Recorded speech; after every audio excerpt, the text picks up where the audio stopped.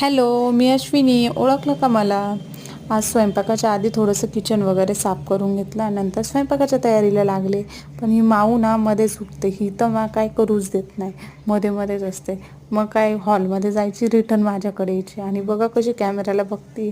म्हणत असेल ही स्वयंपाक करताना काय करते. मग काय नंतर घेतला कांदा वगैरे कापायला, टॅमॅटो कांदा कापून घेतला. पण सर्वजण माझ्याकडेच हॉलमधून बघत होते ही काय करते. नंतर माऊन तिचे पप्पा येत होते. मग मी त्यांना पण व्हिडिओ घेतला, पण ते तर खूपच लाजत होते. ते मला म्हटले व्हिडिओ कट करून टाक, पण मी काय व्हिडिओ तर कट करणारच नाही, तर त्यांचीच क्लिप करून टाकली कट. मग काय थोड्या वेळाने ते मला वाकून वाकून बघत होते. म्हटलं असो. नंतर हा मला बटाटा दिसला.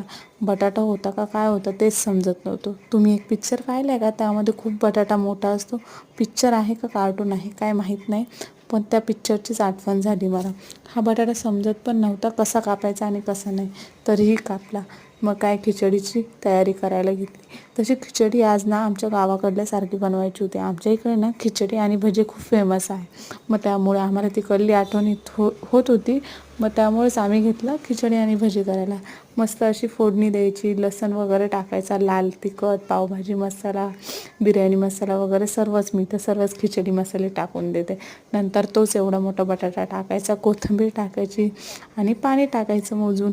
त्यानंतर चवीनुसार मीठ वगैरे आणि मस्त अशी फोडणी तयार होते. त्यानंतर काय मी म्हटलं भज्याची तयारी करू. कांदा घेतला कापायला, पण कांदा मलाच रडत होता.